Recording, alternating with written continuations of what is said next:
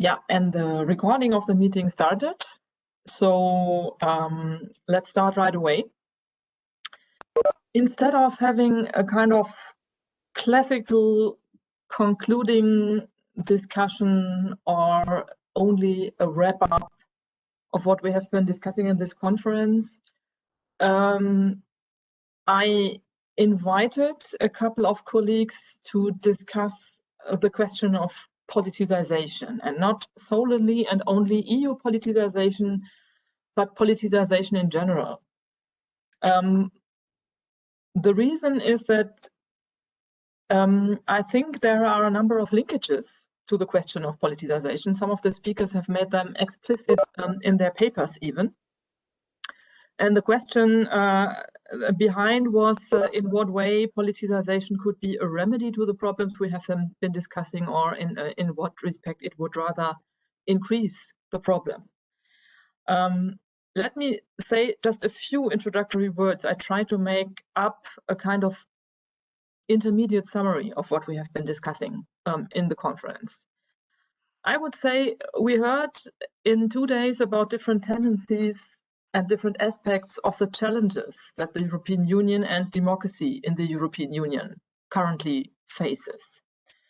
And my first thesis is that these are related to one another. So the economic situation and what the European Central Bank does apparently is related and more or less directly related to what we heard about populism. And we are not only talking about the European Union here, but we are talking about representative democracy in Western societies more generally. That was the first thesis. Second, during the conference, there was much agreement that crisis talk is omnipresent. And I would say that most of the speakers and most of the discussion contributions agreed in that the label of crisis is a problematic one because it's omnipresent, it's in a way overly used, and it's not really adequate because we are talking about challenges, we are talking about problems, we are talking about legitimacy issues. We are not necessarily all the time talking about something like a crisis, like the critical moment whose outcome decides on life or death of the European Union. But I think that a number of sources and of disaffection with democracy and the EU have been mentioned in the course of the conference, and I will just like to recapitulate a few of them. There was this point mentioned by Anna Matan and Tonci Kursa, growing inequality. There are the downsides of economic liberalism. We heard about this. We heard, I think, in the Gilets jaunes presentation how much this actually triggers a kind of populist protest. We heard, especially this morning, how populist movements take all this up. We heard, I think, a lot about overall problems of representative democracy and participation, and also, especially in the presentations by Elena and Luis Busa, which new instruments of participation could help remedy these and to what extent this would be possible. We also heard yesterday in the very first panels a lot about the discursive background of this crisis talk, how it is used, how it relates to other ideas of the European Union, and what actually is sort of the ideational background of the European Union. So I think all this makes up for a number of interrelated facets of what usually is discussed as the EU crisis in academia. I have a second thesis to make that relates to Boris Forman's presentation this morning, who spoke a lot about the US and how Donald Trump is de-democratizing the US, and how the last dam, he called it, of the representative democratic system in the US was holding.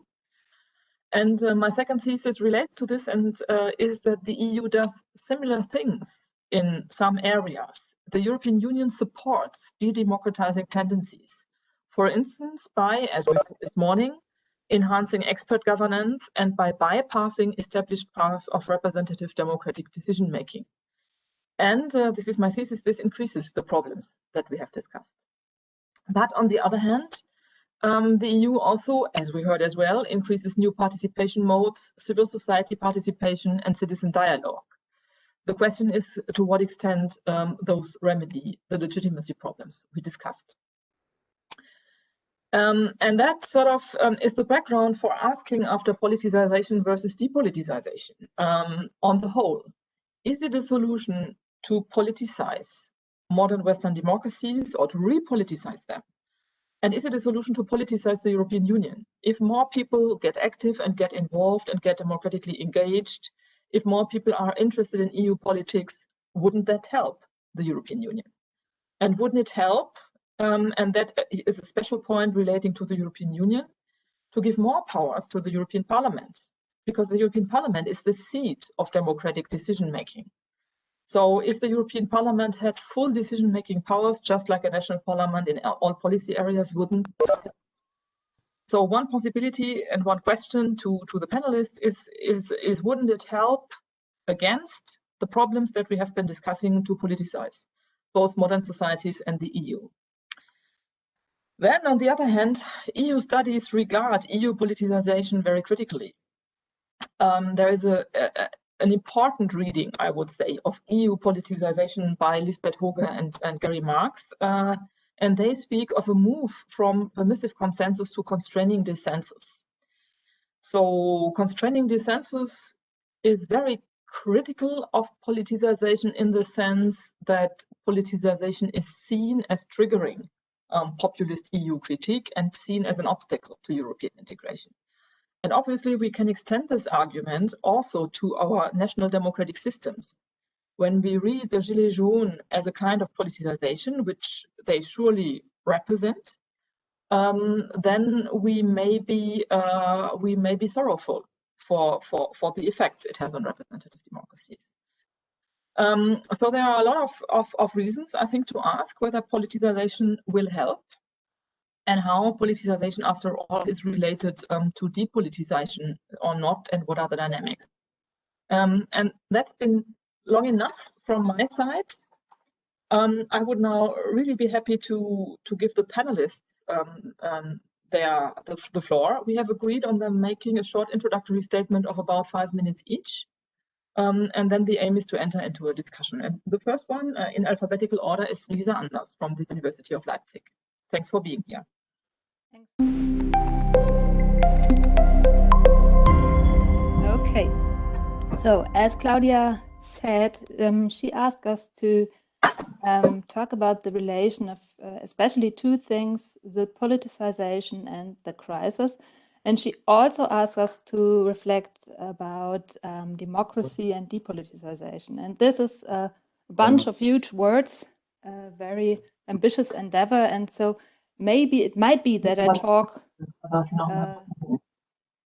7 or 8 minutes. So forgive me if it takes a bit longer. So I want to contribute to this discussion by looking on empirical research on EU politicization. And as Claudia also briefly mentioned, this strand of research usually defines politicization as an increase of salience of EU issues in political public debates, and more importantly, as intensified conflict and controversy. So to put it differently, politicization happens if more and more people start to debate about certain issues or certain problems, if they mark them as contingent by advancing their different positions on how to handle these problems. And I think this definition generally resonates very well with some definitions we heard this morning, where politicization was defined as opening space for political discussion and re-antagonizing politics. So how is politicization related to crisis? I think here we can ask two questions. First, we can ask how the EU crisis affect politicization. And here, of course, the question is, Claudia just said, crisis is a buzzword. What do we mean when we say crisis? And here, for the sake of simplicity, I would just refer to those crises that are defined as crises in public debates, such as the Euro crisis, for instance. And Claudia, in her introductory statement yesterday, mentioned all these different EU crises. So the question is, how do they affect politicization? And on the other hand, we can also conceive the crisis as a dependent variable and ask how politicization affects or if politicization actually causes crisis. And regarding the first question, I think that various authors have shown and stressed that the EU crisis actually enhance or boost politicization. So there's general agreement that European integration can, to a large extent, be interpreted as a direct response to crisis, and that whenever we see these kind of crises, that politicization goes up. This does not mean that it happens automatically. It also depends on, of course, on political actors, on political parties, on the media, if they pick up these issues. And what I think is also important to keep in mind is that, of course, different kind of crises lead to different kinds of politicization. So, for example, the financial crisis, here debates centered about or around economic issues. Regarding the Schengen crisis, debates centered more around identity issues. If we turn to the effect of politicization on EU crisis, I think this also brings me to the connection between politicization, democracy, and later also depoliticization. Because in general, we can say, or we can expect politicization to strengthen democracy, to enhance democracy, as politicization potentially tightens accountability links between citizens and their representatives. So the more issues become salient and contested in public debates, the more people see political alternatives, they articulate alternatives, they can make informed choices, they can feed their demands into the political system, they can reward or punish their representatives for their political action, for their decision. And so we could, in a very simplified model, expect vote-seeking politicians to become more responsive to the electorate. But this, of course, also comes with a price, as it potentially slows down decision-making processes. If accountability links, especially in multi-level settings, are more tight than before, then the government's room for maneuver at the EU level is potentially reduced. And Claudia just mentioned the buzzword constraining the census. If governments have to take into account their electorate's preferences, the hands are tied in a way, and compromise at the EU level is harder to achieve. So ultimately, one could claim that politicization could lead to, and here I refer to the words that I found in the program for the conference, could lead to a policy or effectiveness crisis, or also an EU crisis. But of course, there must be a but, and it's linked to depoliticization. We all know that the EU multi-level system provides ample opportunities to shield decisions from public scrutiny, to bypass established democratic decision-making challenges, as Claudia just said. They can diffuse responsibility, they can shift arenas, and so on and so forth. And against this background, and they also did apply these different strategies. And against this background, we see, or empirical research has shown, that politicization in the last years did not result in a crisis with regard to policy making or with regard to integration. What we do see is that the high levels of politicization neither slowed policy-making processes down, nor did they bring integration to an end. The Euro crisis is a good example. So we saw extraordinary levels of politicization on the one hand, and on the other hand, integration went further. The member states agreed on new financial commitments and supranational delegation. So to wrap it up, I would boldly and very much simplified claim that EU crisis potentially enhanced politicization, but politicization does not necessarily entail new crisis. But I would also like to qualify, at least in the short run, EU actors seem to be able to shield themselves from politicization-induced constraints that might produce crisis, but I don't know how it works out for them in the long run. So thank you for your attention. That was my input.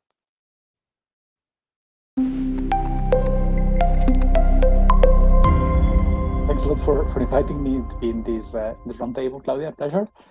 Thanks, Lisa, for your very clear explanation of the connection between crisis and politicization.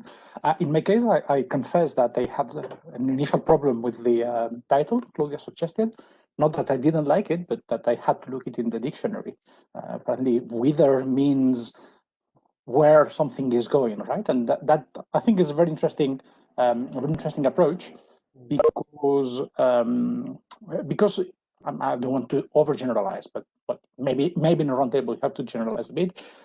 I think a part of the literature on politicization of the European Union is assuming that this is a linear process and that this is a sort of univocal process. It has a one tendency and it will continue to develop.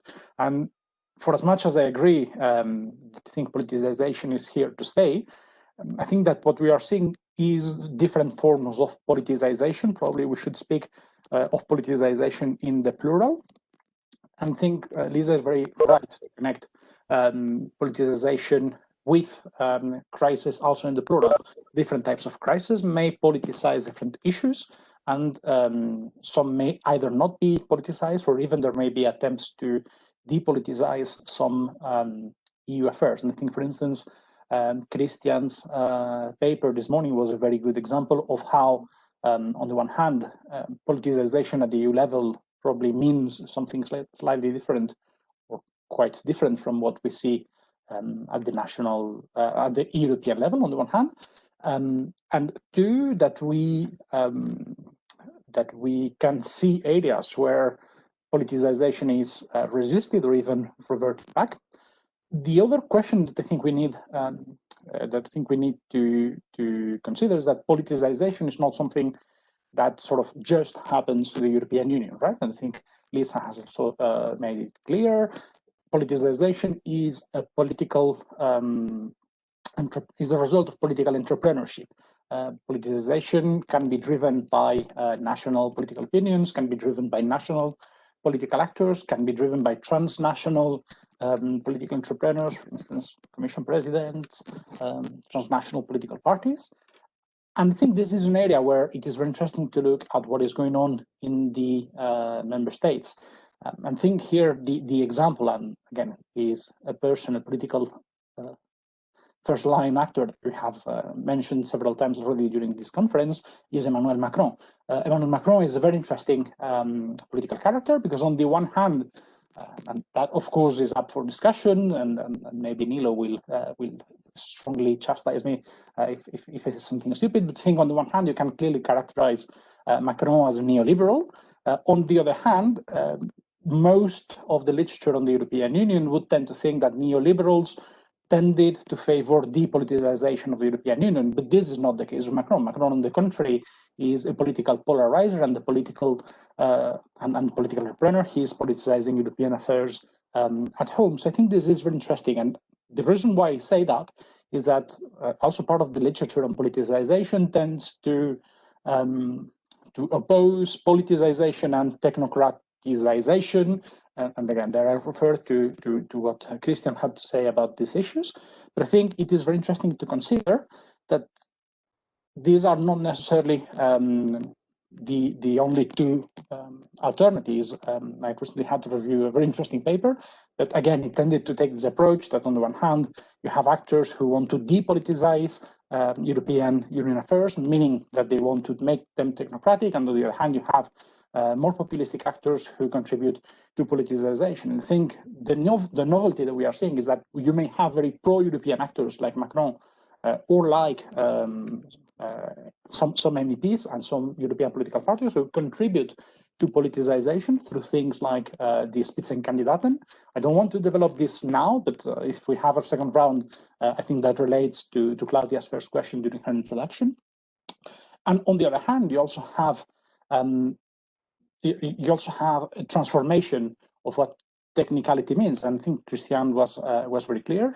Again, it is very interesting to consider that you may have something like techno-populism rising. There's a very interesting book by Christopher Bickerton coming up precisely on this issue, and you may have a clear combination of politicization with a trust in technical solution and so on. So I think this is a new development to consider. So my short introduction was just this notion that we have different forms of politicization, and that political actors are driving different strategies, and that this is what I think is conducting to depoliticization in many areas, but also to politicization in many areas, but also to depoliticization in others. I think I'll stop here and eventually come back to some of these issues or to future questions.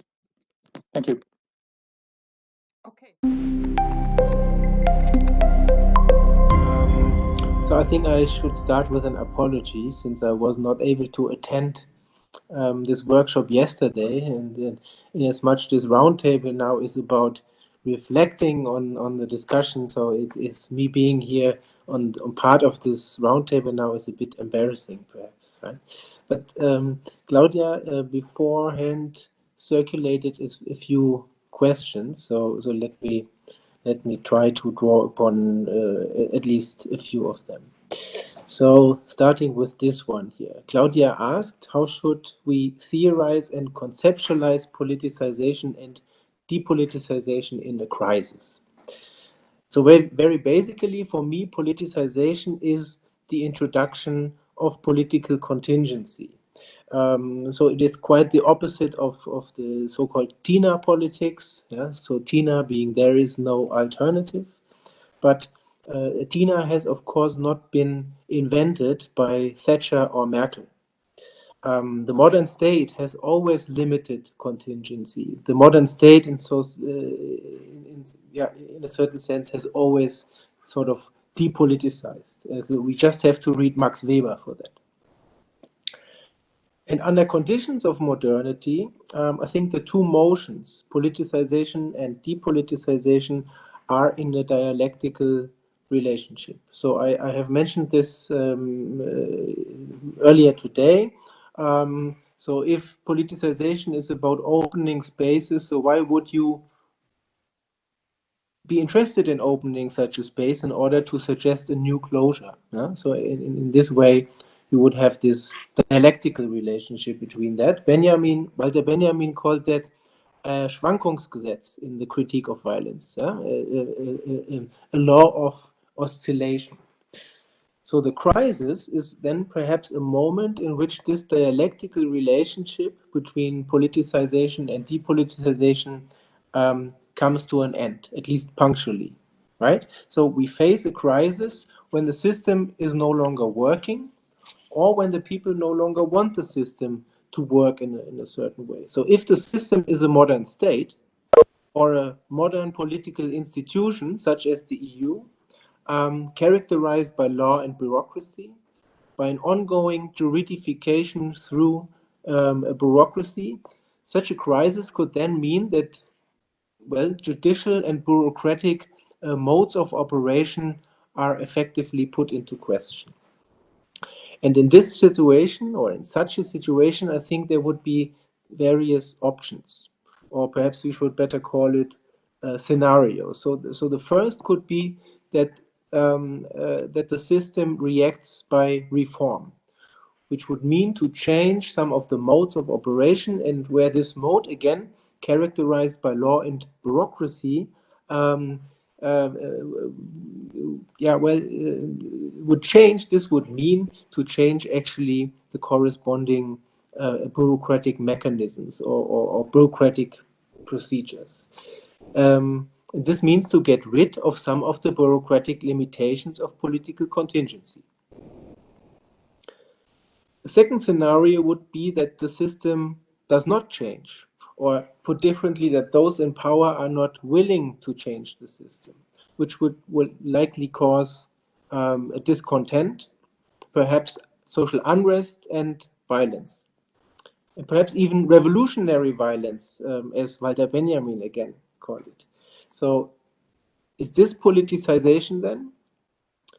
Well, I think in as much the revolution puts into question and effectively drives back limitations of political contingency, yes, then it's politicization.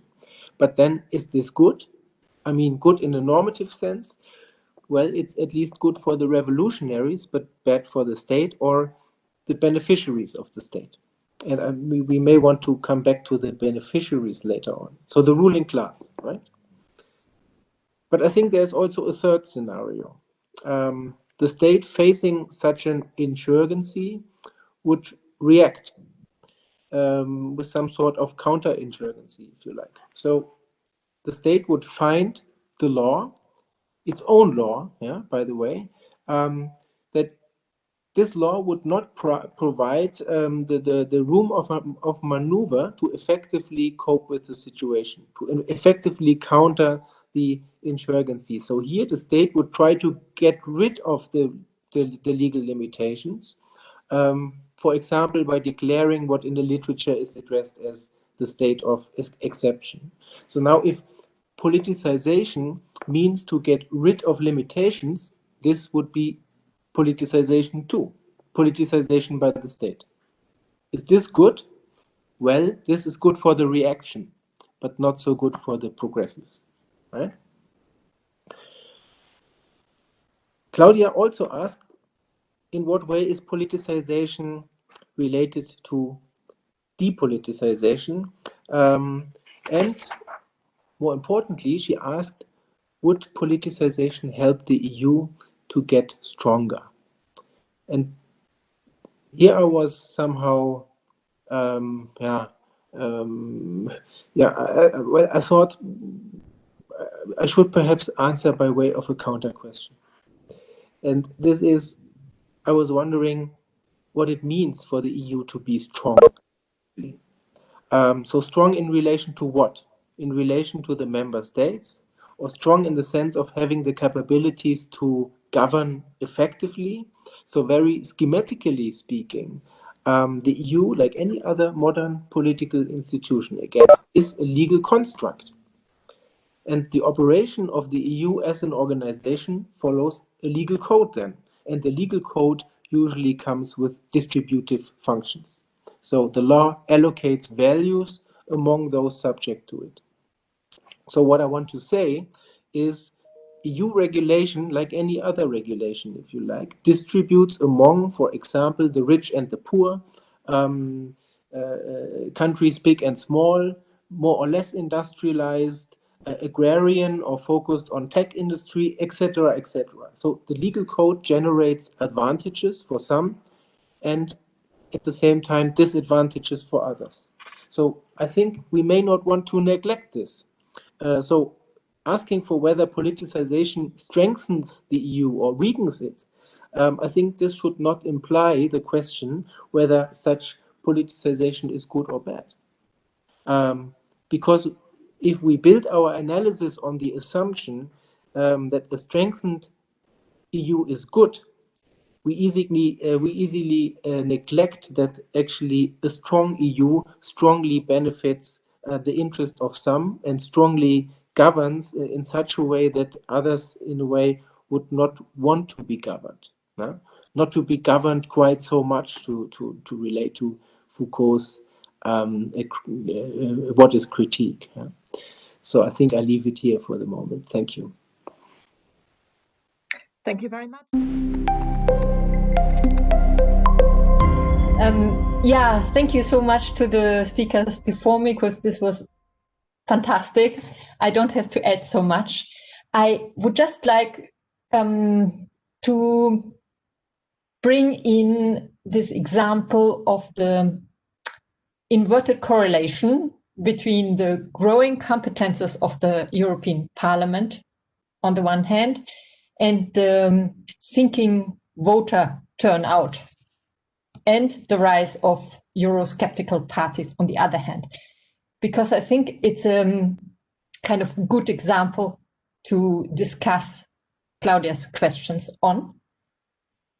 And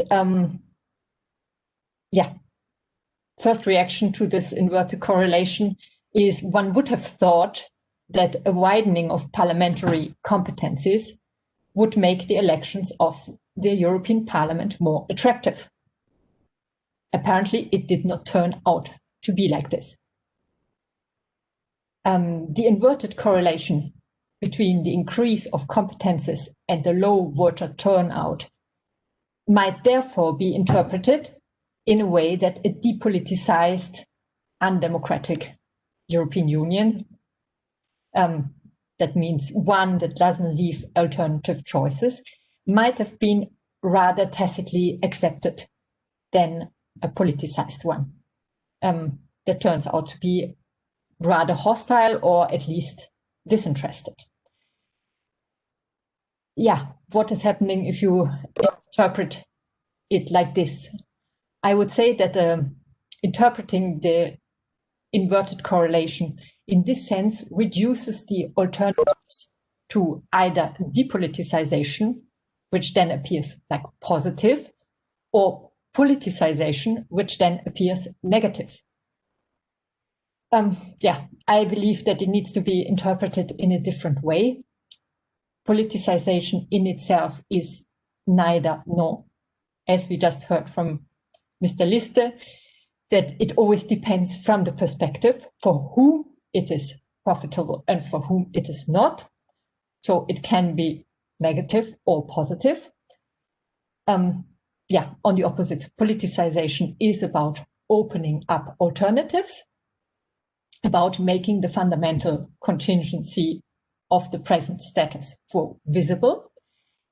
It depends, therefore, on the way how something is politicized, and what is the hegemonic discourse of the specific politicization. So instead, I would ask, why is this specific politicization apparently one that receives this negative reaction by voters? Yeah, to decline or decrease, the decline or decrease of voters' turnout of the EU is not due to its politicization, but I would claim it is due to a too depoliticized public, not in the sense that the subject matter is not discussed, but in the sense that there is no European politicized public.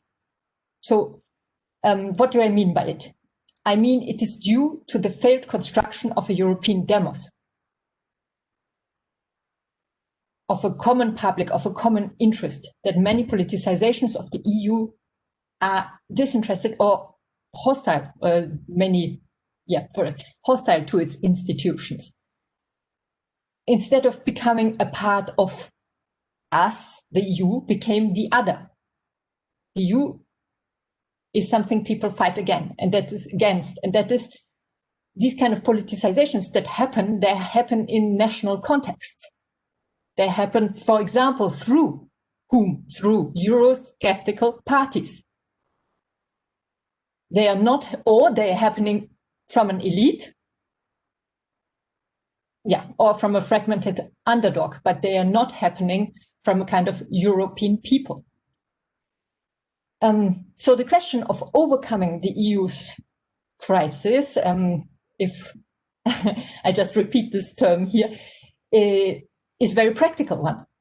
How to construct a common demos. How can we explain a national citizen that Europe is of his concern? How can we, or we, who is we, who wants to explain, how can Europe become of common interest? And the other European, how can it be that Europeans find competition is not a way that the other one takes my job, but we can fight together? So all these questions are really practical. Then the other side of it is of a politicization. It's not only a rational matter, it's always also the construction of a collective imaginary. EU, if it wants to have a politicized demos, needs to become a point of reference in our head, or mental image that is part of identity. The EU as a collective we. And here we need to be creative. Nobody wants to reconstruct on a supranational level nationalist feelings, as we saw the devastating consequences in the past. So the question is thus how to construct something, a demos that is a more complex we, and that is at the same time something we can collectively identify. Yeah, that was my short contribution. What I would like just to say after all these 2 days is that we heard a lot about, on the one hand, crisis is used inflationary. And on the other hand, there's actually something at stake. So there is a problem. And there is this discrepancy between these two sides. And for me, it would be interesting to find out how they communicate. How is the inflationary crisis talk kind of just trying to blind us of the real crisis, or are they all part of the real crisis, or is crisis not singular but plural from the beginning? Yeah, like that. I leave it for the moment.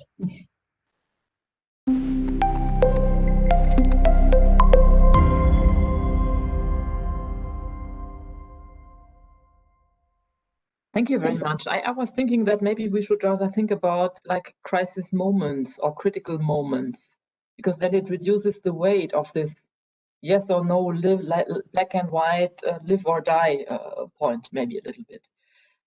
I suggest that we have a short second round on the roundtable, and then we open for questions and answers. But the comparativist in me cannot refrain from showing you the slides that I've just looked at. So you should see my, Firefox now. Do you see it? That's the turnout in the Bundestag elections since 1979 and the European Parliament elections since 1979, as it took place in Germany. And I looked at this while Maike was talking, because you could draw a counter argument to what you were saying out of this. We could say, look here, in 2014 you had the Spitzenkandidaten, and in 2019 you had a massive campaign for please go and participate in the EP elections, and see, it worked. Yeah. So we could make the argument that this kind of top-down politicization that we saw happening in the 2019 EP election campaign massively triggered turnout, at least in Germany. In comparison, I also looked at this, and that's the turnout EU-wide in comparison. So even here we see a slight increase by 8 percentage points. but we see that it's obviously not really that very much high, and that leaves me, or it left me with the question: is the glass full or is it half empty?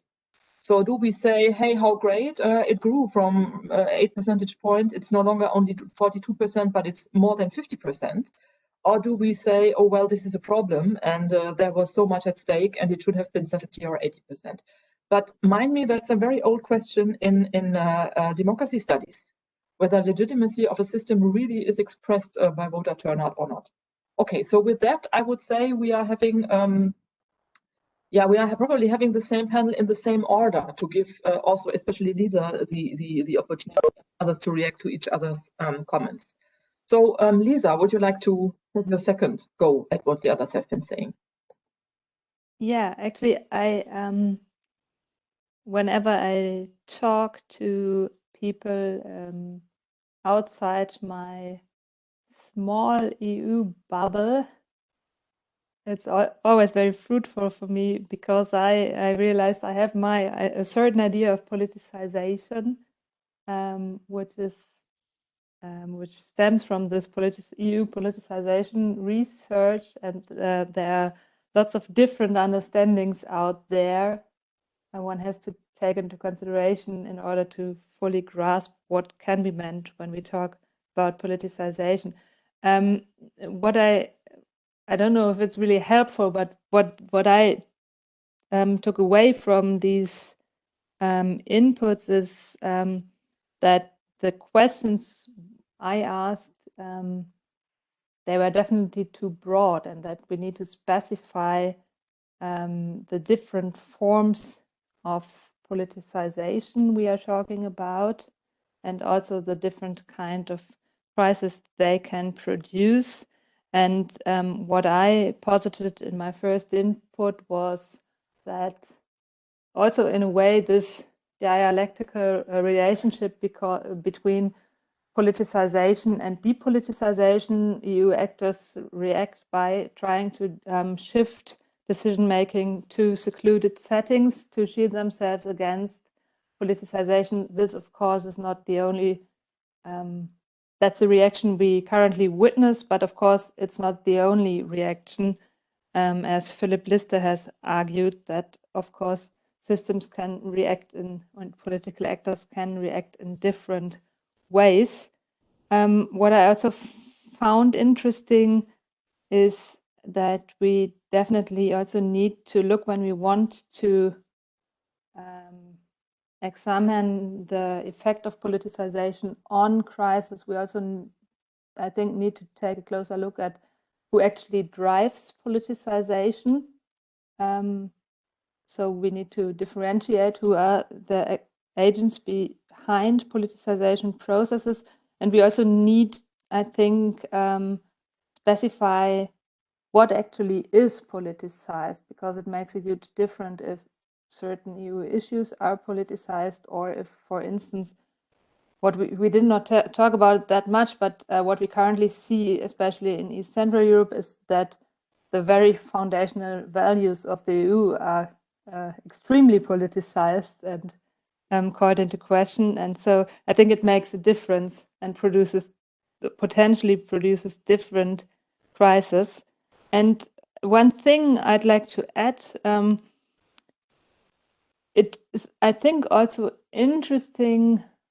I had the opportunity to talk with many fractioneers in Brussels in the last weeks, and what they told me was that actually the crisis talk, the inflationary crisis talk, is particularly an academic debate. And if you ask people working in Brussels, they actually don't agree with this diagnosis of polycrisis, and they see some challenges, but here they definitely don't talk that much about crisis. Yeah, I think that's my first attempt to wrap up what I took away from this discussion. Just one question for concretization. Yeah. So you would say that it's academics that talk about polycrisis, but not practitioners? Yes, I would say, like, academics. Yeah. Okay. There is this article from Tanja Börzel, who also wrote about studying the EU into demise, that we are particularly obsessed with crisis. All right, thanks. Luis. Thank you. Thanks, Claudia. Thanks, Elisa. I would also like to react to what Mike was saying, because I think that's extremely suggestive. I fully agree with your comparative approach, Claudia, and also to bring in maybe some of your first questions. I think that the difference we have seen in 2019 probably is for many Europeans that something was at stake. I think probably, I don't want to deny the importance of the communication campaigns. I think the European Parliament Director General for Communication did a good job at communicating the campaign. I think they had a novel approach to communication, which was not the classical top-down communication, but rather try to mobilize networks and so on. I don't think that explains, right, the difference in turnout. Probably what explains the difference in turnout is that for the first time, probably some Europeans assumed there was something at stake, something could be lost if they didn't show up, if they didn't express their opinion. And if that was the case, I think it's also because some political entrepreneurs, and that I go back to my beloved Mr. Macron, were investing in making this the case, right? It is because some pro-European actors increased the stake of the election that some pro-European voters came out. And if they could do that, it's because there was this probably exaggerated threat that anti-EU parties could reach a one-third majority in the parliament. Now, I think that this is what is very interesting, because to go back to one of the questions that Claudia asked at the beginning, is politicization positive? I think that on the one hand, we could relate politicization to normalization of the European polity, right? One of the aspects that any polity needs is an opposition. And this is probably what we are seeing in the process of politicization of the European Union. It is becoming normal to be in the opposition. Now, I'm not saying that let's say Eurosceptic, or that all Eurosceptic parties in the European Parliament are the traditional opposition who just disagrees with the government on policies. Of course, there is a good number of polity resistant or polity skeptics in the Parliament, but I think that what the politicization of the EU contributes to is to make it normal to support some of the policies, to disagree with some of the others, without that being a challenge to the polity. So I think that probably one of the most beneficial contributions of the politicization of the European Union is that we really reduce the scope of what we call Eurosceptics and start thinking in terms of government and opposition. Now, of course, this is just a broad generalization. Government and opposition politics in European Parliament is very complex. It's very complex because first, the Commission will always have both the opposition and the government included. Two, because there are all kinds of, and you know that, institutional incentives for parties in Parliament to basically pass broad agreements in order to defend the institution, in particular in the context of trialogues and so on. But probably this is something that can be developed through the continuation of the Spitzenkandidaten model, together with other forms of national politicization of the European Union. Now, to also include another dimension of politicization, and to go back to something I mentioned in my presentation, we probably also want to include the dynamics of politicization which happen outside institutions, and I'm thinking there of social movements, national civil society organizations. So there with a colleague from the Vrije Universiteit Amsterdam, who is also a member for Open EU Debate Network, Dr. Oleaert, we have discussed the concept of empowering dissensus, because we think that this concept of opposing, constraining the census to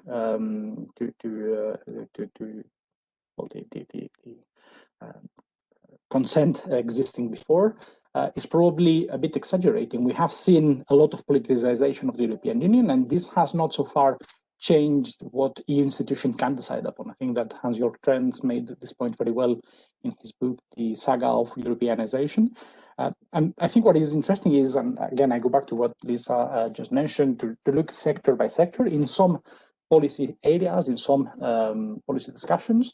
However, being able to mobilize dissent, I would say maybe in a constructive, in a positive sense, is becoming an asset in some policy areas in Brussels. So I think an example of a group that we traditionally, or according to a traditional category of European politics, we would consider Eurosceptics, would be the TTIP movement. We would tend to think that these people are anti-European, they don't want any kind of treaties and so on.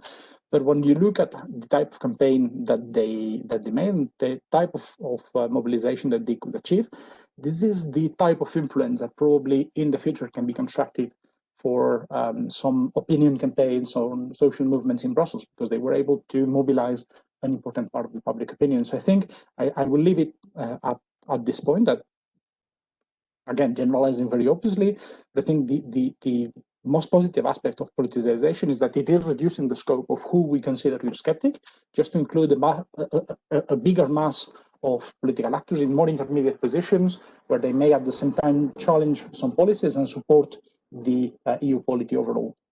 Thanks. Thank you, Philip. Yeah, thanks. Let me perhaps follow up on Maike's point on the European demos, because this reminds me of a discussion a few years I had a few years ago, when a group of students actually organized a DM25 conference in Hamburg, and I found myself on a roundtable with Yanis Varoufakis, and he talked about writing an alternative European constitution. And I, well, as academic and critical constitutionalist, so to say, I tried to reflect on what this means to write a constitution and the effect on the demos.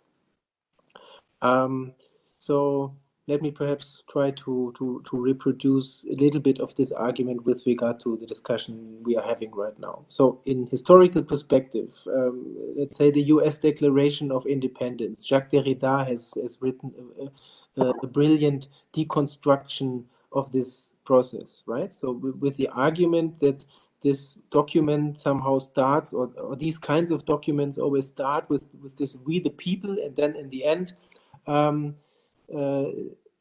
this people is constructed, right? So bringing Derrida to this wonderful formulation that it is the signature that invents the signer.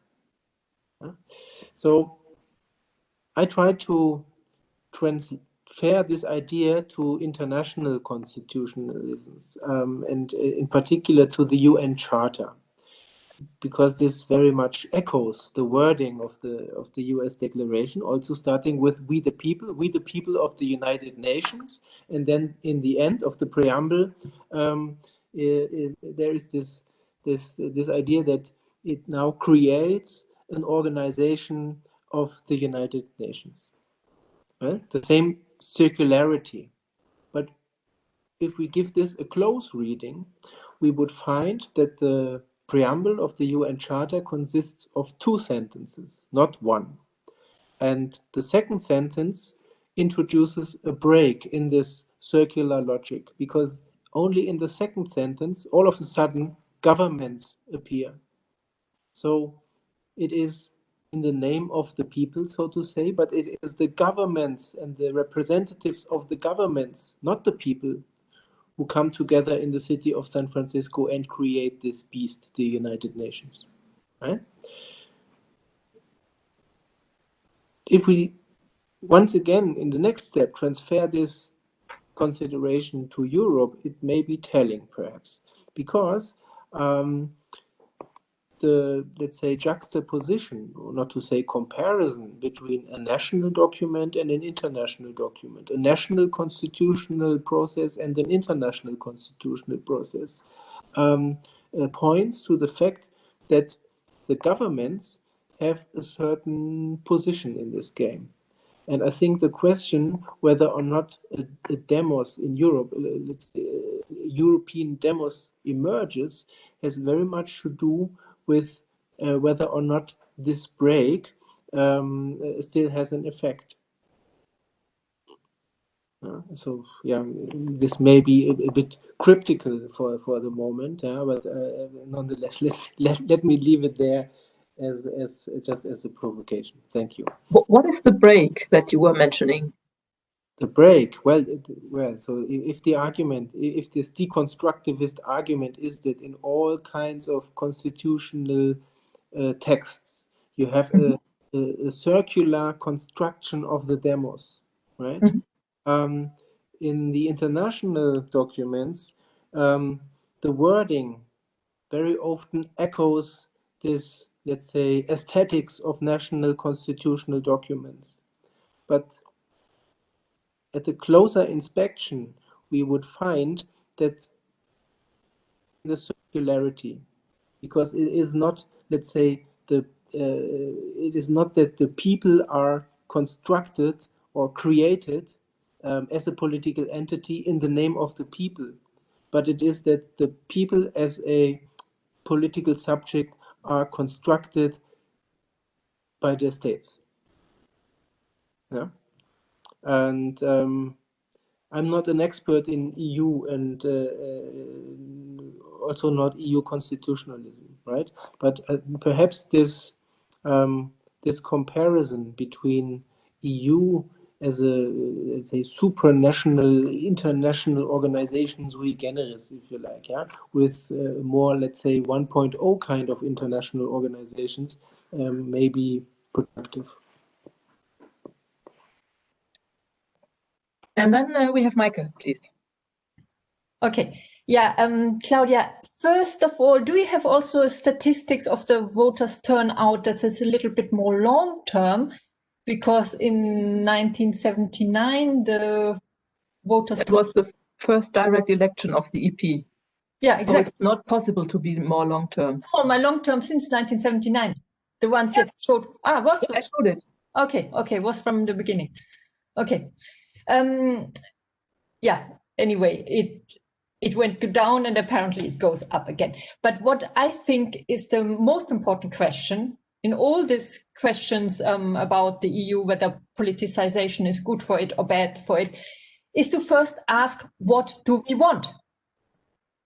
And I think this is often the problem, that people speak about very different imaginaries of what a European Union should be. And I mean, when I presented here my first 5 minutes entry with the European demos, of course, my dream image of Europe is a kind of highly democratized entity. But I think when somebody like Roger Marx write about the subject, they probably have something else in mind. And then, of course, politicization is rather negative, because it is, what do we want? Do we want stability on the one hand? Or do we want the possibilities of opening up alternatives, which is always a risk as well?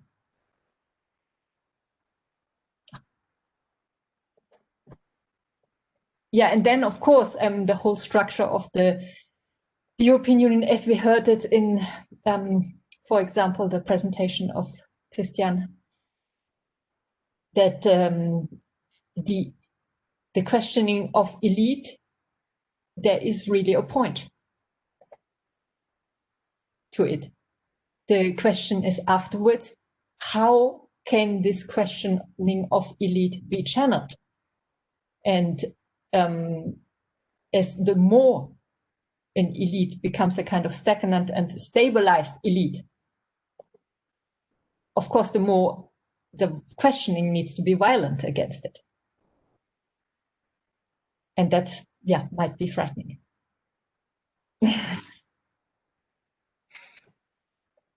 Okay. Yeah. I would now like to open for sorry, were you done? Yeah. It's okay. Okay. I would now like to open because we have a little bit more than half an hour. We could, because the last half hour is wrap up and goodbye, so we can sort of let this flow into the wrap up and goodbye. So, who would like to ask a question? If you could please raise your hand. I see Uli and Nilo with their hands up, Claudia. Yeah. Okay. So, Uli Brückner and then Nilo Kaupi. At least you two after another, please. Uli Brückner, can you? Okay, he seems to have a technical problem now. Sorry, I cannot see when people raise their hands. I'm just getting a chat message. I tried to look this up in this participant list whose hands are raised. I will try to, yeah. Elena said she was the first. So then let's profit from Uli having technical problems and asking Elena, and then Uli Brückner, and then Nilo Kaupi, and I will try to recollect your hands from this participant list. Meanwhile, can you please speak one after another?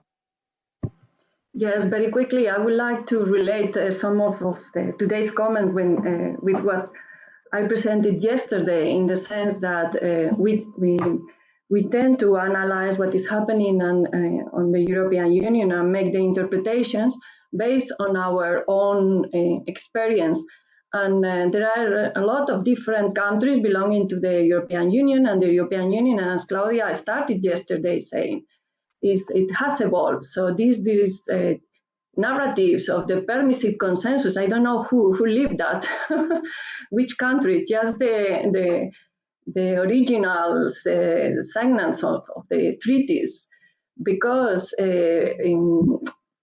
for example, watching it from the Spanish perspective, always it has been political, and at the same time we have been always very, very pro-European. So what is politicization? It has, I go back to Luis' comments and I say, well, maybe we have to differentiate areas, periods, and issues and topics that were more political in some countries and not in the others. As, for example, now the migration, what is called the migration crisis, is affecting more the southern countries. So we have to be careful with that. I'm older than the most part of the participants. And in the case of Spain, what was politicized and was really critical at the beginning was these conflicts of the fishing and agriculture, with the French stopping the borders and throwing the tomatoes, the Spanish tomatoes, etc., and the important impact, political impact inside Spain. So have to take this in consideration. And the other is related to make and these comments on constructing the common demos, and also on Claudia's question about if we increase the role of Parliament, well, we are democratizing. And I connect also this with Philip's comments, in the sense that we have built and we have a very complex system of representation. Is representation the mechanism, the institutionalization of some ways of institutionalization? Representation is what creates these demos. So the problem is, the question is that we have created a very, very complex system of representation. If you think that you are going to democratize, insisting on the parliament, reinforcing parliament at the European level, you are weakening I would say, the strength of another forms of representation that are, for example, in the public imaginary, the representation, the representative roles of the executive. So many people, they are not so interested on the European elections traditionally, because they really believe that the true representatives and what is a democratic trait in the European Union are the executives, the chief of state. And I can just give an example. I think for the Greeks during the crisis, it was Tsipras, his representative, and not just the MPs in the European Parliament. And they really truly believe that. This is related to the fact, you can see it better, for example, in presidentialist systems, that there are two really legitimate ways of thinking of representation. One is the parliamentary, but also very strong is the president. So this construction of the common demos now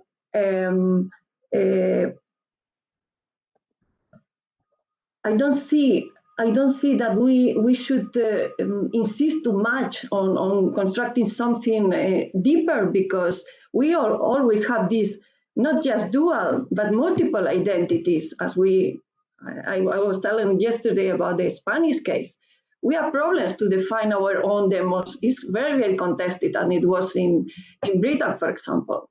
And this strong presence of Farage and the others was related to their own crisis, their own internal crisis of the British demos.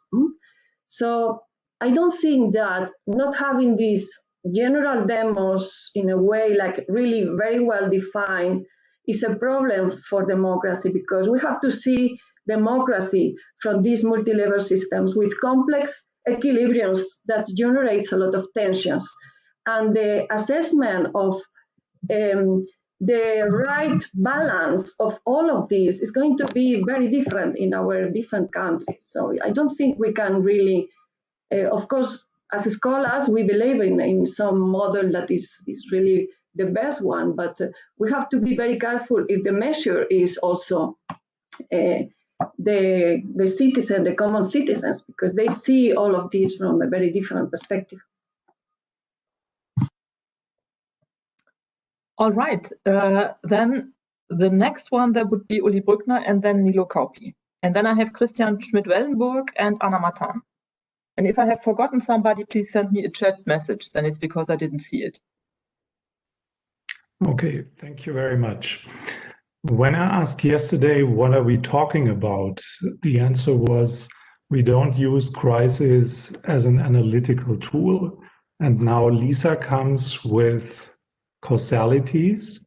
And I think it doesn't really help us much if we don't define what crisis is, because then we end up with this circular problem that Philip came up with. Because if the left doesn't start on the left, like crisis just pops up, but crisis might be a result of another form of politicization, maybe on a national level. Like I have a populist at home who hypes a certain topic, and that leads them to a European crisis, or a politicization of something that used to be dealt with in a technocratic way. Then it doesn't explain anything if we don't define what exactly is the cause and what could be the effect. So then we end up in whatever form of circular reflection. And that brings me to what Philip said about the normative part, like, can the EU be stronger? I couldn't support it more, that the moment we come up with a normative statement like a stronger European Union, we have to define what we mean. And that's similar to what Maike asked in terms of what? Is it more democratic, more efficient, more effective? The reason why a depoliticized institution like the European Central Bank that we talked about earlier is depoliticized is because it has a single task, or in the original design it used to have a single task, and that's why we do not want to politicize it. And that brings me to Maike's construction of a demos or an offer of an identity. I'm not sure if I want to be part of this. I have my European Union flag here today, so it's not a question of whether I like European integration or not, but to have someone to construct something for me so I could become demos, or I have to be part of a politicization process if I think that things work smoothly and I couldn't care less what has been discussed in whatever form of representation on a municipality, regional, national, or European level. This is the pleasure of representative democracy, that I can step in the moment things get complicated. And that's, I think, the answer to Lisa's observation in Brussels, that the perception of Eurocrats is that this is not a crisis.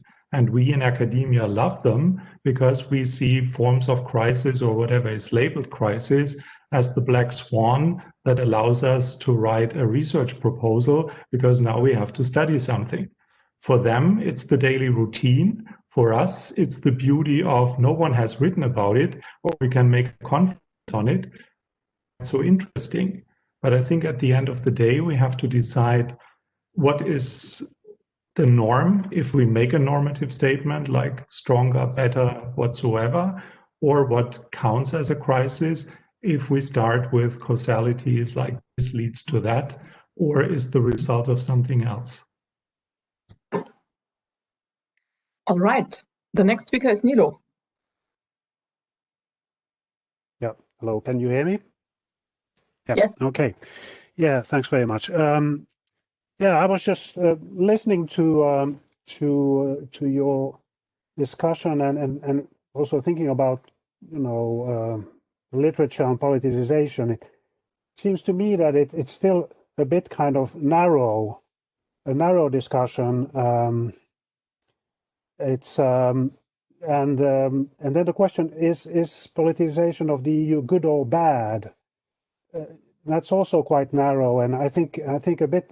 I'm sort of following a bit what Louis was saying, that it's the discussion is often too linear, and it's also too institutional.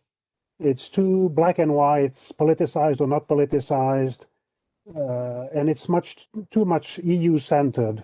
And then I was thinking, what's common with all this? And one way to take a bit of a different approach to this question is not to ask if politicization is good or bad, but to think of politicization as not having to do with political objects of various kinds, that is, public policies, institutions, elections, etc., but having more to do with political subjects. That is that, and if you approach the question this way, then politicize. What does that mean? Politicize. It just means that you're politically aware, that you're politically active, that you're interested in politics, that you read the papers, you follow the elections, you vote, you go and demonstrate, and all this. And that's what politicized, I mean, to me, that's what it means. Fundamentally, it has to do with the citizens, with citizenship and civic education. And so I think I agree a bit with what Uli was saying, that academics have this tendency to dramatize and to try to think of a couple of concepts. We have a bias in a way, a kind of abstract dramatization is our bias, that we sort of dramatize, objectify, we talk about abstract things and so on. And I think it could be a good idea to tackle this issue of politicization from the point of view of the political subjects, of, in my jargon, it would be the individuals and citizens' political capital. How much, the more they are interested, the more they follow, the more it's likely that they'll vote, the more it's likely that they will be interested in the EU and EU issues, etc. And I think here, linking a bit with what Mike was saying, there's this dichotomy that has been used by some between creations that you feel that are your own, that you're sort of part of something, at opus proprium, that it's that the EU is like, that you're part of the EU somehow as a citizen. And for most people, it's an opus alienum, that people don't care that much, they're not interested, they don't vote, they don't, for them it's totally the same, what happens there. And I think that this is the question, at least, part of the question in my mind, that the EU and representative democracy more generally has been banalized. It's sort of been banalized. It's even politicians banalize and delegitimize EU Parliament elections and so on. So I think that the problem is there, and somehow trying to get to grips with this could be interesting. The next speaker is Christian. So by now I'm totally confused, but I'll try to make a short statement. What confused me in the first is that the talk has been, up to here, a lot about what we want, what we think we construct, starting with a demos, then going over to crisis, and so on. And I'm a bit puzzled by that, being a sociologist. I always thought it's about what the others construct and how we try to get our head around how these constructions work and affect life, politics, and in the end, academia, So we might actually be here extremely overestimating our own impact, Just a short warning from me there. On the other hand, I then came to, and Nilo, you do have my sympathies there with your remarks just now, but then it got me thinking, where does actually, and I'm not a specialist in politicization, you probably might have recognized that by now, but so my interest would be, where do we draw the boundary? What is the difference between democratization and politicization? Because at the moment you use it, to me it seems pretty much not the same but close. So if we actually have a sort of, if politicization is good, if we construct a demos and then it's democratization, sort of just flips over and falls over. So that should not happen. So I would, and Philip is now shaking his head because he's probably thinks I'm going down the wrong way. No, but I would be interested to sort of take his idea of increasing contingency and then asking how that increasing contingency is linked to other conditions. And that would be, for me, a way of posing that question differently. I don't know if you can use my short intervention here. Thank you so much. Okay, thanks a lot. Anna is the next, Anna Matan. Can I just quickly, because I think there are a couple of misunderstandings in confrontation with what I said. Can I just quickly answer to them? Anna, is that okay? Yeah, okay, thank you very much. No, when I said the question is, what do we want? I didn't mean what do we want? Then from each perspective, this citizen has to ask, this citizen group, or this citizen group. That is the question on which we can measure what we criticize. That Hoge Marx is asking having a different what do we want than I have, or than Mr. I don't know, Wellenberg on the other side of the street has. And the other thing was with the demos. I hope that I very much in my talk this morning described exactly, was criticizing the demos as a closed group, the demos as us and them. So when I speak now of the demos, it's not that I'm now taking another position and suddenly go back to the demos that I was criticizing this morning. But I'm speaking of a complex demos. And then I don't say we have to construct it from top up, and that is what the EU misses. I'm just diagnosing that I think this is a missing part, and I think that if this is not constructed from wherever, from up, down, top, down, I'm not saying anything about it, the EU at some point will fall apart. Okay. Then Anna, please. Thank you. Okay, this will go back to what we talked about yesterday, and thank you everybody. Really, really great discussion. Politicization and democratization, and how are they linked? Well, me coming from a country that was democratized not so long ago, I can tell you what we were told that democratization is. So democratization was multiple party elections. And I know nobody likes Schumpeter. I have already written criticizing him, but this is what democracy is. It is competition between political forces. The more competition you have, the more turnout you have, and the more politicization you have. I haven't seen a politicization without competition. I just haven't seen it. Although also I have myself been included into organizing deliberative polling and all kinds of citizens' deliberations, and I'm all in favor of that. But please correct me if I'm wrong. What I'm seeing, and now you can see it in the election in the U.S., you have the greatest turnout in history. Why? Because you have competition, you have a conflict. So this is my view. But I'm ready to be corrected.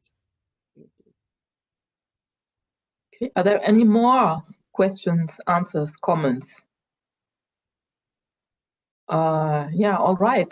Then would the roundtable like to reply? Who would like to reply?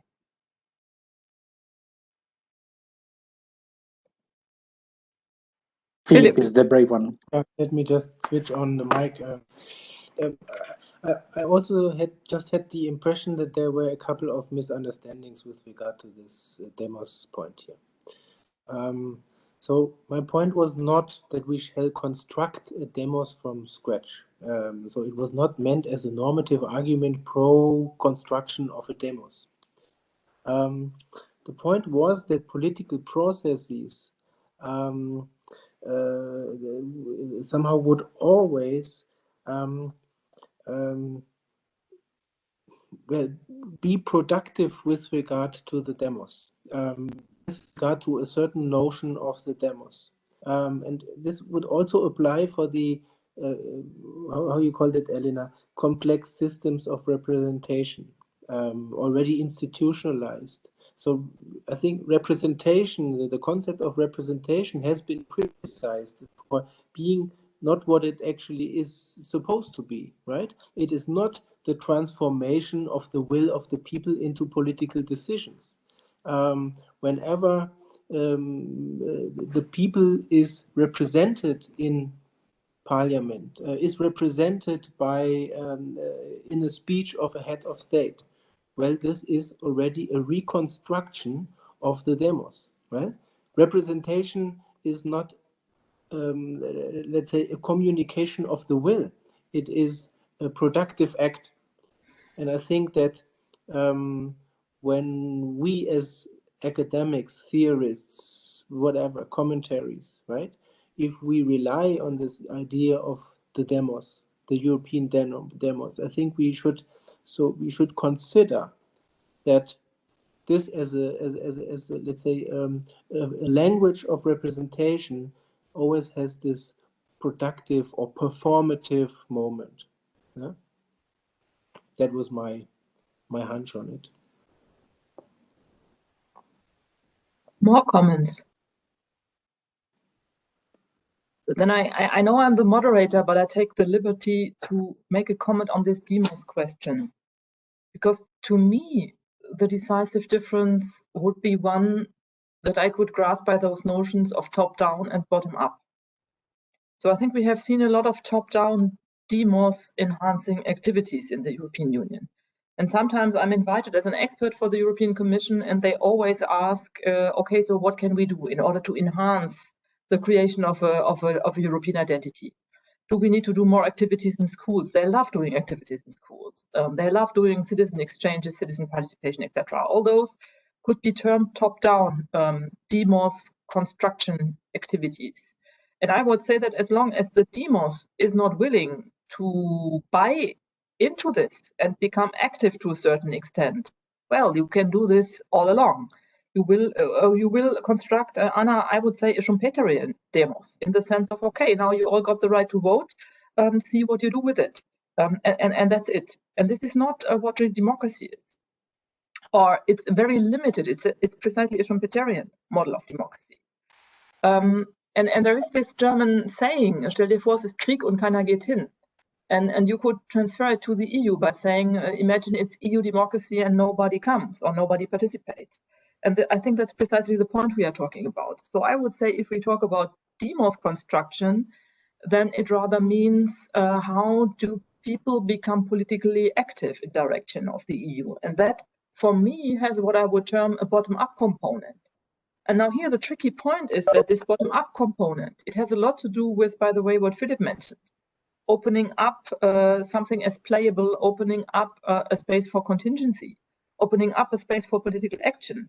Because the tricky point is that whenever you politicize an issue by labeling it as a question, sort of a politically relevant question, you don't know whether the outcome is democratizing or it's maybe de-democratizing.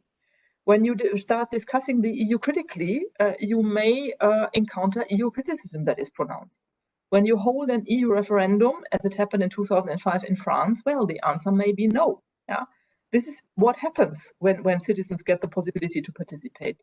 The only problem is that I would say that you cannot just label something democracy and say then, okay, now we limit all the possibilities for bottom-up participation or for bottom-up engagement, because this is too dangerous, because then it's not democracy. And my hunch is that the EU would like to have one without the other.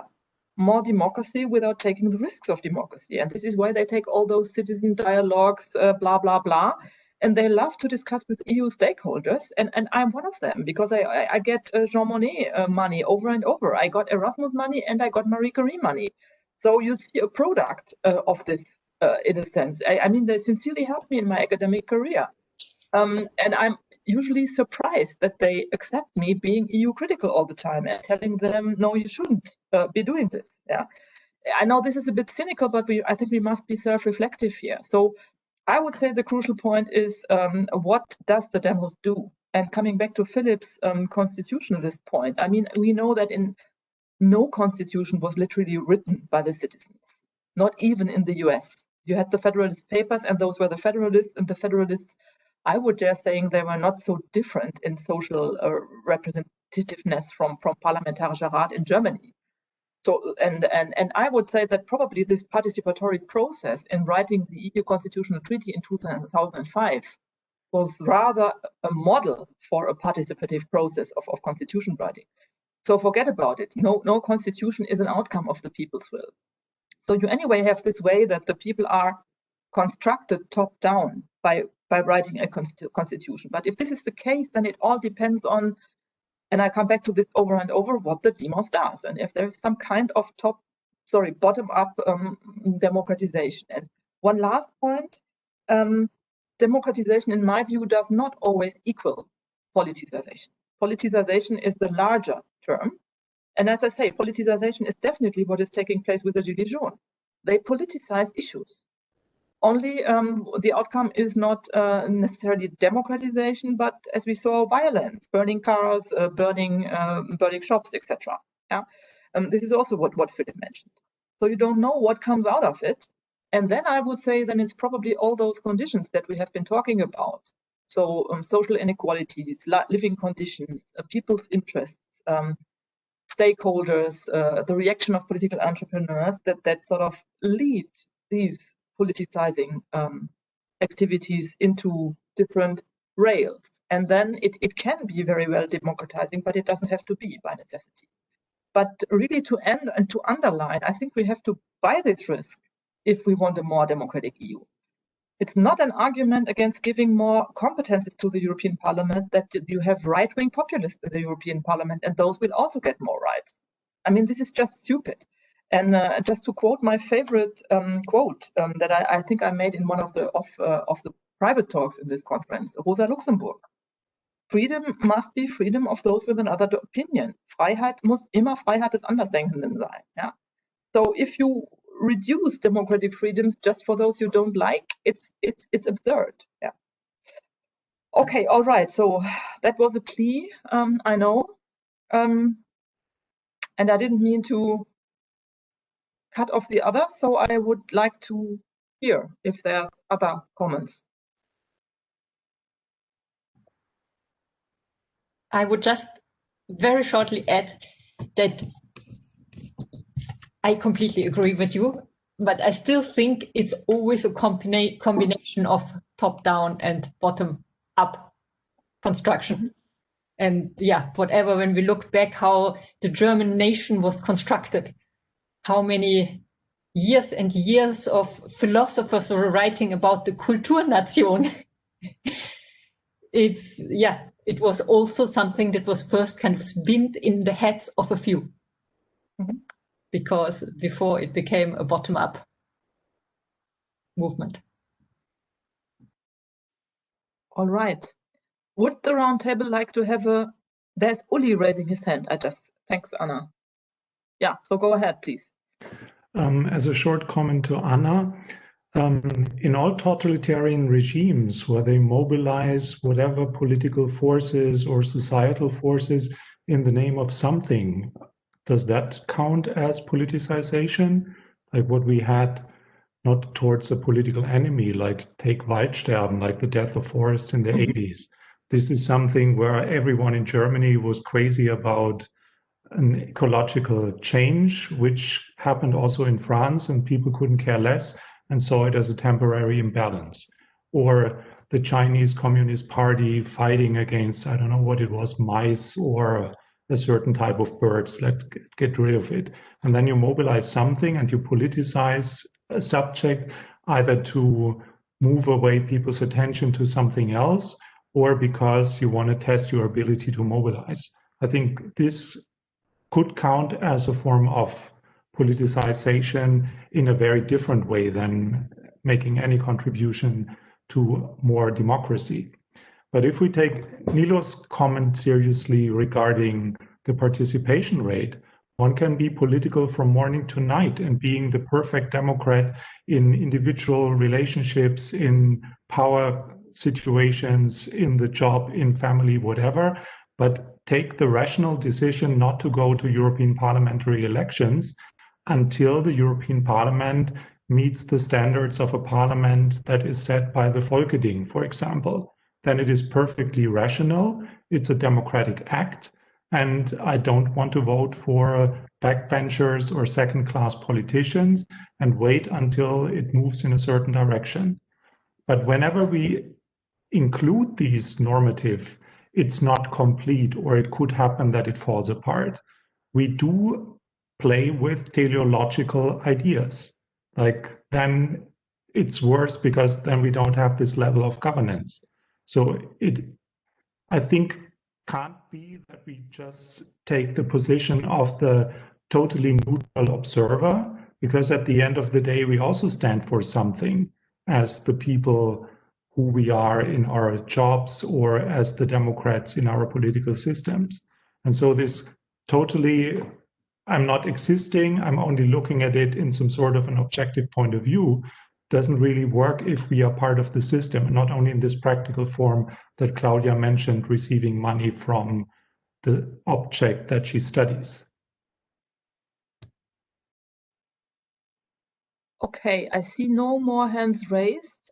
So I would like to invite the roundtable to a final round of comments, maybe this time in reverse order, as it's good customs. So then Maike would be the first. Concluding words. Concluding words. I'm not there yet. I would say it's only the beginning of a long discussion. I would, like to stress again that politicization is contingency. It is the opening up of alternatives, to my regards. And this is what we should do to all crisis moments, because it is the only possibility to see beyond.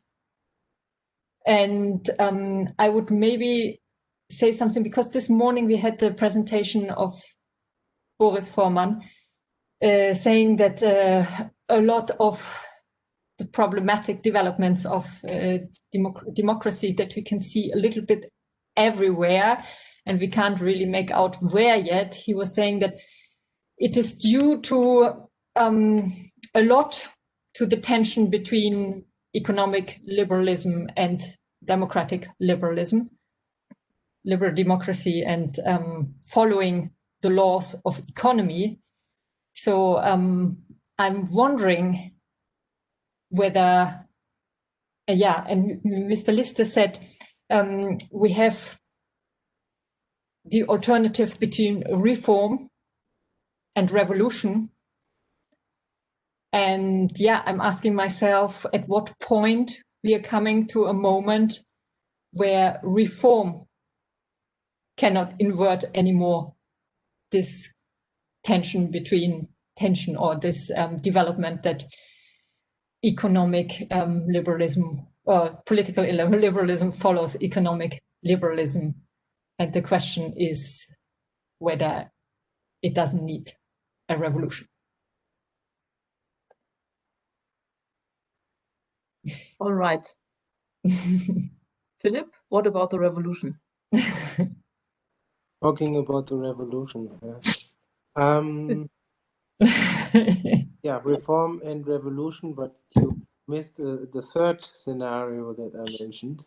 The counter-revolution. That is the state of exception. Provocative statement at the end. Authoritarianism. Right? Also a possibility that we should not forget too early, because if we forget about it, then it will arrive sooner as we want it to arrive, if we want it at all. So let me perhaps raise a different point here, because one thing I think we have not yet solved, if we could solve this in such a context at all. But this is the understanding of the crisis. So I'm still not sure whether we know, especially where the crisis is. So in her talk, first contribution to this roundtable, Lisa tried to establish, as far as I understood it, a rather causal notion or causal relation between politicization and crisis and politicization. And I'm still wondering whether this really works. So let me raise the example of the so-called refugee crisis. So when this is the wording, refugee crisis, the implication is very often that this is a crisis caused by mass migration or caused by refugees.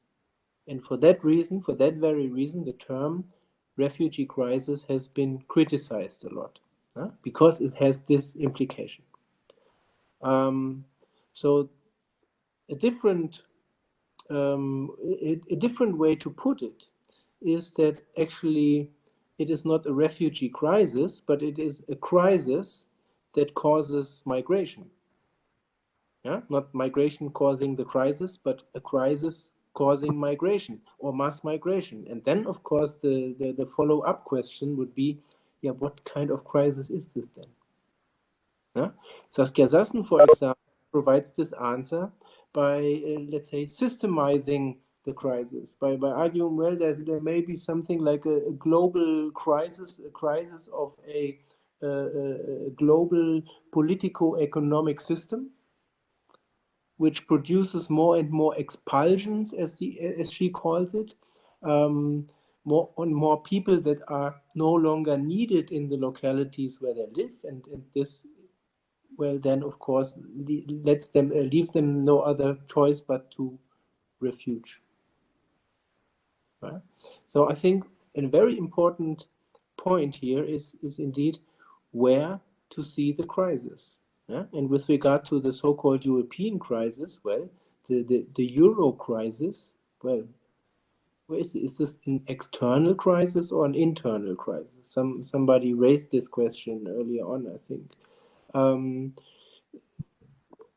All these crises that we are talking about, the term is used rather quickly, but I think we need much more efforts to to find answers where these crises actually are.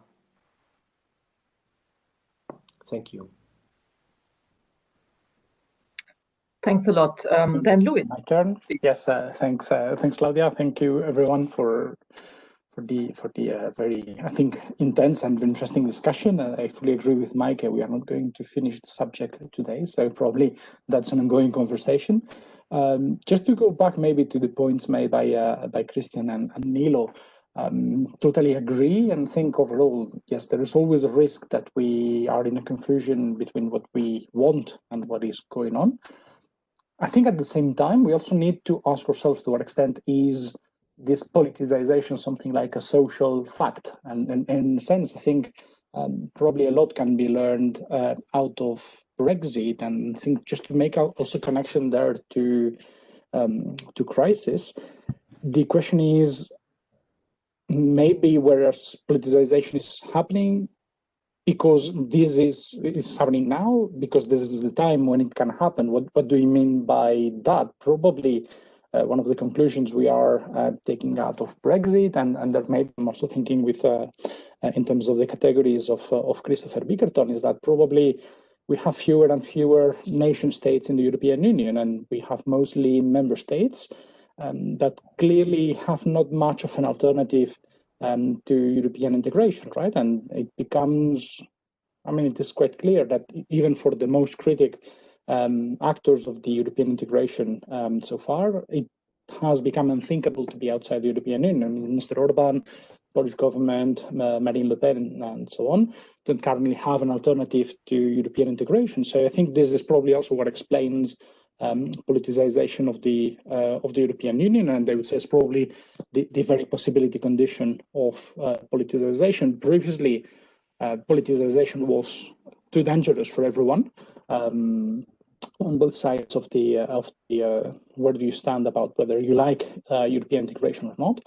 Now, I think really the point I'm more interested in, and probably the one where we don't know enough, but where probably we need more conceptualization, is whether European integration has really, because we have abused probably the notion of the political system of the European Union, right? And analyzing European politics as if it was a political system.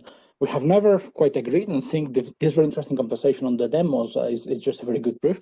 We have never quite agreed on whether this is a polity. We assumed there was politics, there was policies. We never agreed whether the European Union was a polity or not.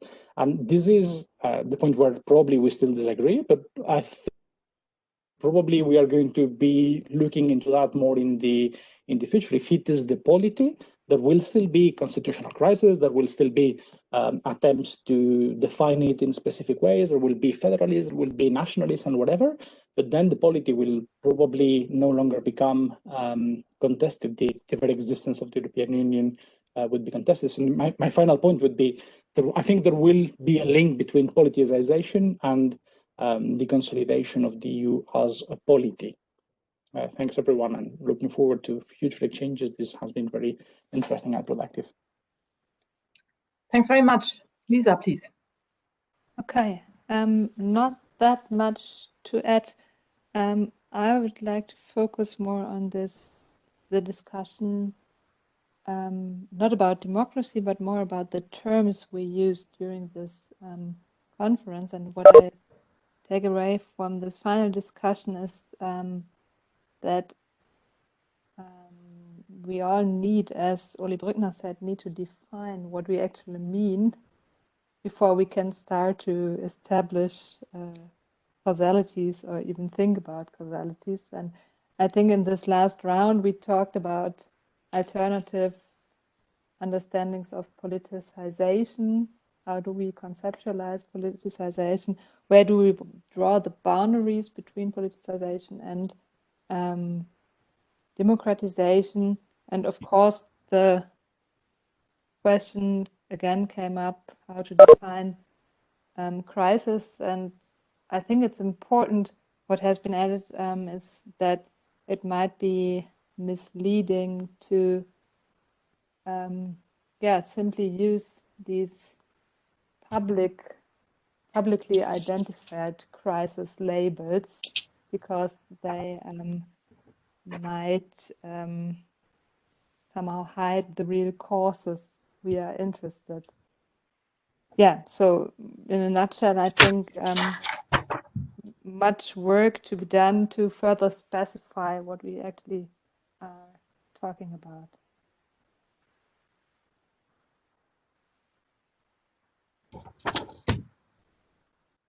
All right. So thank you all very much. Ich kann nicht noch ganz kurz, wie ich gesagt habe, kurze Ankündigung machen. Ja, kannst du das machen, wenn ich sozusagen abgeschlossen habe, bitte? Ja. Okay, all right. So, thanks everyone. This has been a tremendously interesting conference. If you ask me, it should have been the beginning of a debate that we should continue. And as I just said, can I just ask the speakers to briefly remain in this room, like all the speakers, also the roundtable speakers, after we have been officially closing the conference, just to see what can be future perspectives of how to continuing this debate. Yeah, so anyway, I mean, this has been tremendously interesting. And I also, I mean, I personally don't have an answer on whether I would use crisis as an analytical theory, but it's always good to think about and to reflect about the concepts you use. So maybe we could stay with that. It has been a long day. I found it bearable to have those video discussions, and I hope it was like this for you. Obviously, we will get in touch once we have done a conference video and give you information on how to download it, and we can sort of in our private conversations also see whether to store or upload the presentations that you did, and whether we do something with them. Yeah. So let me just say, yeah, the recording, Mr. Kaya, please finish it when I'm done with my concluding words, and then you can finish it. Let me just say that there are a couple of upcoming events. So there are at least two Jean Monnet networks that are closely related with what we did today. One is those led by Elena Garcia-Goitan and Luis Busa, Open EU Debate, so very closely related to those topics. And another one is one that I just started, among others, together with Anna Mantan, that is called Debating Europe. So those are also, I think, interesting for other participants, because those are occasions to organize conferences. And we even could think of traveling together to some places, because there's travel money included. So once we are in those happy days when we could travel, yeah, we could use the money that we got for organizing like live conferences. Yeah, this is it from me. So thanks all for having participated and having discussed, and let's continue the discussion. Two more announcements. Maike is making one last announcement, and Philip requested me to have a 5 minutes break. And obviously I'm not at all against, because I also have to go somewhere where I can get coffee and other things. So Maike, please, your announcement, and then let's reconvene at 4:25 or so. Yeah. Yeah, I would just like, my micro's on, yeah, to announce that me, Anna Matan, and Ruža Smilova are organizing another conference that might be a good follow-up to this conference today, in the framework of the Cost Action Recast, Reappraising Intellectual Debates on Civic Rights and Democracy in Europe. We will organize a conference on the 15th and 16th of April in Dubrovnik, hopefully in Dubrovnik, maybe online. We don't know yet. And yeah, we will hopefully in the next week, coming weeks, a call for paper will be out. And yeah, I would just like to invite, it will be published, for example, on the website. I will send to everybody the link on the website of because it's organized originally by someone in Malaga, Jose Rosales. And yeah, on this website will be published the call for paper. So I hope to see some of you on this conference and to All right. to discuss. So short break. Bye-bye to everyone.